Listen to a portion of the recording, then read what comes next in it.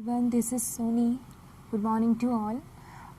आज हम लोग ज्योग्राफी में ऊर्जा संसाधन के बारे में पढ़ेंगे और मैं यहाँ पे कोशिश करूँगी कि कुछ बेसिक बताया जाए ऊर्जा संसाधन के बारे में फाउंडेशन के लिए। तो लेट्स स्टार्ट। ज्योग्राफी का हम लोग टॉपिक ले रहे हैं जिसका नाम है ऊर्जा संसाधन। सबसे पहले ऊर्जा क्या है इसको जानेंगे। ठीक है, कार्य करने की क्षमता जो होती है उसे हम लोग ऊर्जा कहते हैं। और हम लोग जानते हैं कि ऊर्जा एक ऐसा स्रोत है जिसको एक रूप से दूसरे रूप में हम लोग परिवर्तित कर सकते हैं। ठीक है, और एनर्जी जो लॉ ऑफ कंजर्वेशन का रूल था उसके अकॉर्डिंग अगर हम लोग एनर्जी को डिफाइन करेंगे तो उसमें कहा गया है कि energy can neither be created nor be destroyed, it only can change one form to another form.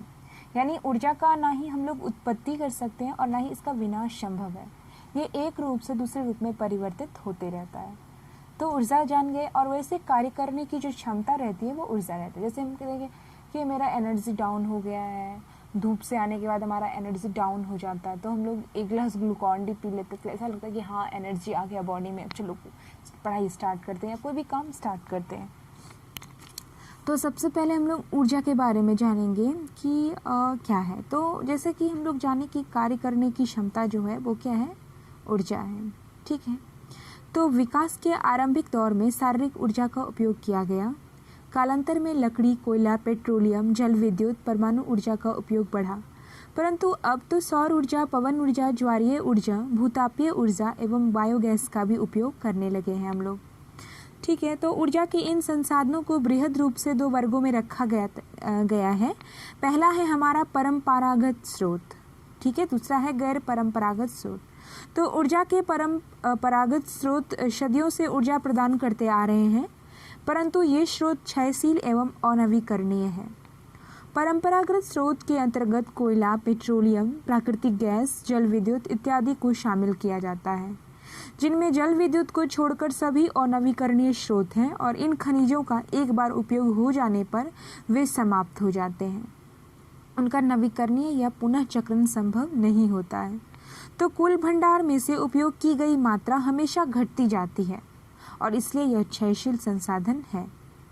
ठीक है, तो अब हम लोग जानेंगे कि जैसे हम लोग कोयला का उपयोग करते हैं तो कोयला जो ऊर्जा का महत्वपूर्ण स्रोत है, इसके बारे में हम लोग जानेंगे कि भारत में कोयला शक्ति या ऊर्जा का मुख्य स्रोत है, ये सभी जानते हैं। देश में इसका कुल भंडार लगभग में शायद मेरे अंदाज से 26,454 करोड़ टन है। और कोयला एक अवसादीय चट्टान है, यानी भारत में कोयला का जो कुल भंडार है वो लगभग में 26,454 करोड़ टन है। और कोयला एक अवसादीय चट्टान है जो वनस्पतियों के भूगर्भिक हलचलों के कारण भूमि में दब जाने से बनी है। ठीक है, तो कार्बन की मात्रा के आधार पर कोयला को 4 वर्गों में हम लोग बांटते हैं। पहला जो है वो किस्म की बात करेंगे और उनमें कार्बन की कितनी मात्रा है उनको जानेंगे। तो सबसे पहला आता है एंथ्रासाइट। एंथ्रासाइट में कार्बन की जो मात्रा है वो लगभग में 90% से ऊपर रहती है। और दूसरा आता है हमारा बिटुमिनस। तो बिटुमिनस में 60 से 80% कार्बन की मात्रा होती है। फिर है तीसरा हमारा लिग्नाइट या लिग्नाइट। लिग्नाइट में लगभग कार्बन की मात्रा 50 से 70% होती है। और चौथा हमारा आता है पिट कोयला। तो चौथा जो है उसमें कार्बन की मात्रा 50% से कम या 50% के बराबर होता है। तो कोयला उत्पादक देशों में संयुक्त राज्य अमेरिका, रूस, चीन एवं भारत का महत्वपूर्ण स्थान है। और भारत में कोयला गोंडवाना समूह एवं टर्शियरी युग की चट्टानों में पाया जाता है। कोयला भंडार का 98% हिस्सा गोंडवाना समूह में है और इस प्रकार से कोयला दामोदर, सोन, महानदी, गोदावरी, वर्धा नदियों की भ्रंश घाटियों में पाई जाती है।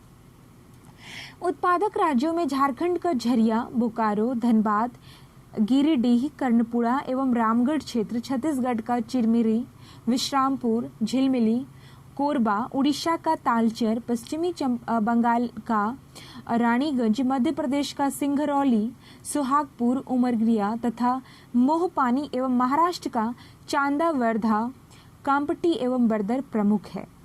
टर्शरीकालीन कोयला असम, अरुणाचल प्रदेश, मेघालय, जम्मू कश्मीर में निकाला जाता है और टर्शरी युग की चट्टानों में निम्न कोटि का कोयला पाया जाता है। लिग्नाइट कोयला का उत्पादन तमिलनाडु के लिग्नाइट बेसिन तथा राजस्थान, गुजरात एवं जम्मू कश्मीर में होता है। ठीक है, अब हम लोग जानते हैं कि जो पेट्रोलियम है जो मानव के जीवन का अनिवार्य अंग बन गया है, तो इसके बारे में भी हम लोग जानेंगे। तो सबसे पहले हम जानते हैं कि भारत में पेट्रोलियम पहली बार 1866 ईस्वी में पता चला था पेट्रोलियम का, और 1890 में डिगबोई में पहली बार तेल मिला। इसके बाद 1959 में खंबात के क्षेत्र में और 1975 में मुंबई हाई तेल क्षेत्र का पता चला। भारत के अलावा मध्य पूर्व के देशों संयुक्त राज्य अमेरिका, रूस, दक्षिणी अमेरिका, अफ्रीका एवं यूरोप में भी तेल पाया जाता है। विश्व के तेल उत्पादक देशों में इराक का किरकुक, ईरान का मस्जिद सुलेमान, गजशारन, करमशाह, लाली, सऊदी अरब में दामाम, कातिफ, अबकेक, बुक्का, कुवैत में बुर्गन क्षेत्र महत्वपूर्ण है। भारत में तेल उत्पादन की दृष्टि से असम, अरुणाचल प्रदेश, नागालैंड महत्वपूर्ण है। यहाँ डिगबोई, नहरकटिया, हुगड़ीजन, मोरान, रुद्रसागर, निगरू एवं बोरहल्ला उत्पादन केंद्र है और गुजरात राज्य में अंकलेश्वर, कलोल, बलोल, कोसांबा, मेहसाना, बकरोल, नावगांव इत्यादि मुख्य उत्पादन क्षेत्र है।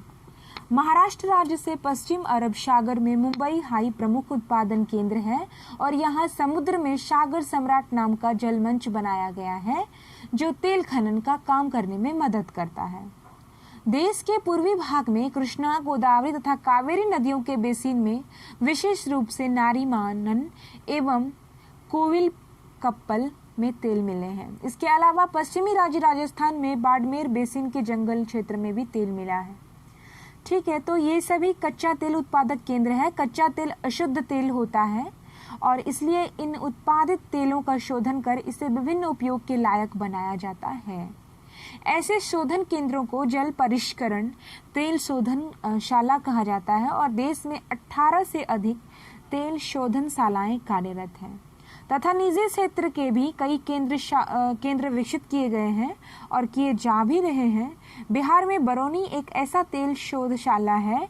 बस इन्हीं शब्द में हम जानते हैं कि बिहार में जो बिहार का प्रमुख है वो है बरौनी और बरौनी में एक तेल शोधनशाला है और थर्मल प्लांट भी है। इसके बारे में भी हम लोग जानते हैं।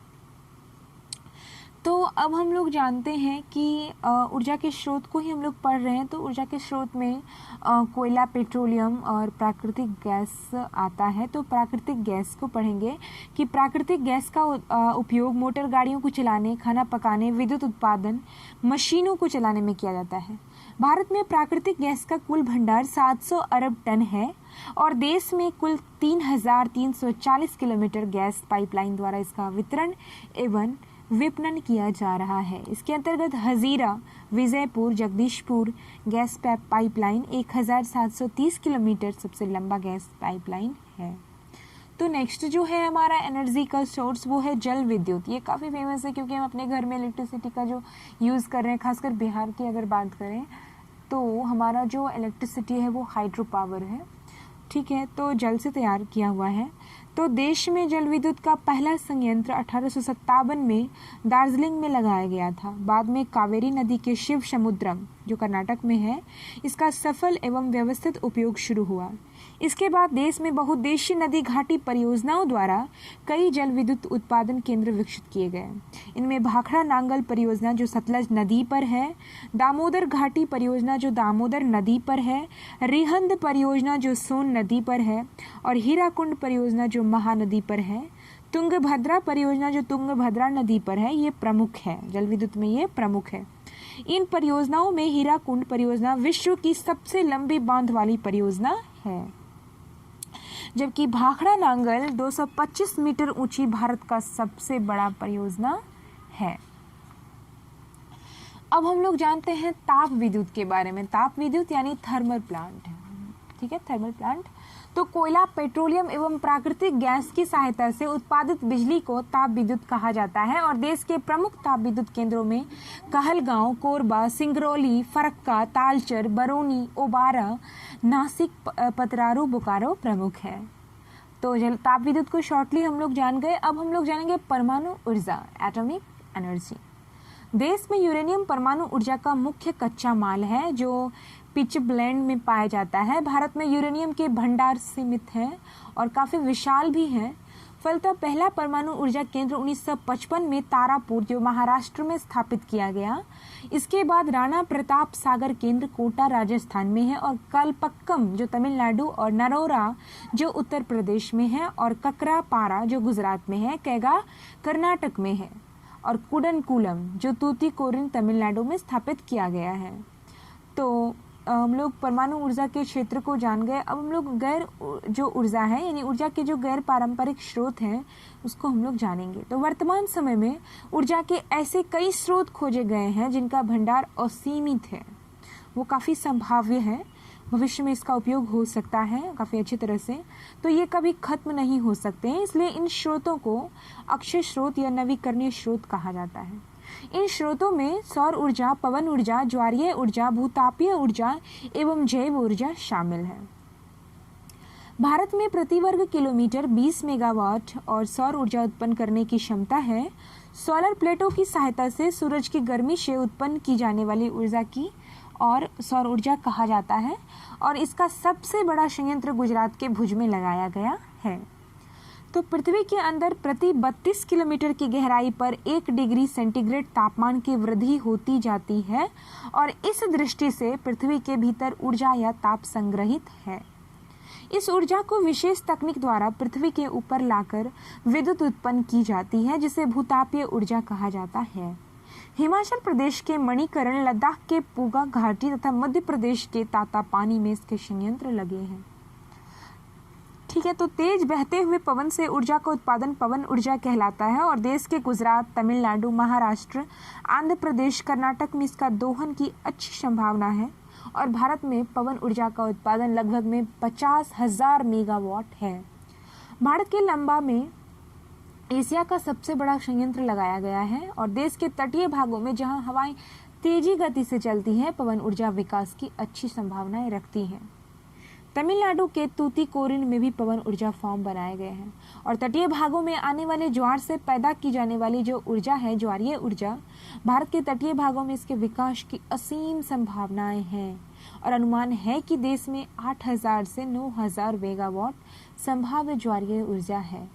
खंबात की खाड़ी इसके लिए सबसे अनुकूल है और कच्छ की खाड़ी और सुंदरवन क्षेत्र में ज्वारीय ऊर्जा उत्पादन की संभावनाएं हैं। तो अब संसाधन संरक्षण की बात करते हैं। तो पता ही है क्योंकि ऊर्जा संसाधनों के अंतर्गत परंपरागत और स्रोत क्षयशील एवं अनवीकरणीय आता है, परंतु इनकी आवश्यकता एवं जरूरत हमेशा रहेगी। मानव के लिए ऊर्जा आवश्यक है, इसलिए आवश्यक है कि हम इन ऊर्जा संसाधनों का संरक्षण करें, जिसके लिए हम कुछ छोटे छोटे संकल्प कर सकते हैं कि हम इन संसाधनों का विवेकपूर्ण इस्तेमाल करेंगे, इनके अन्य विकल्पों को खोजकर इसके उपयोग को बढ़ावा देंगे, फिर बिना ज़रूरत ऊर्जा या विद्युत का उपयोग बिल्कुल नहीं करेंगे, खनिज एवं ऊर्जा के पारंपरिक स्रोतों के नए भंडारों की भी खोज करेंगे, रिसर्च करेंगे और ऊर्जा का खुद मितव्ययतापूर्ण उपयोग करेंगे तथा इसके लिए अन्य लोगों को भी प्रेरित करेंगे। Okay, so save earth, save life, save resources, stay safe, bye.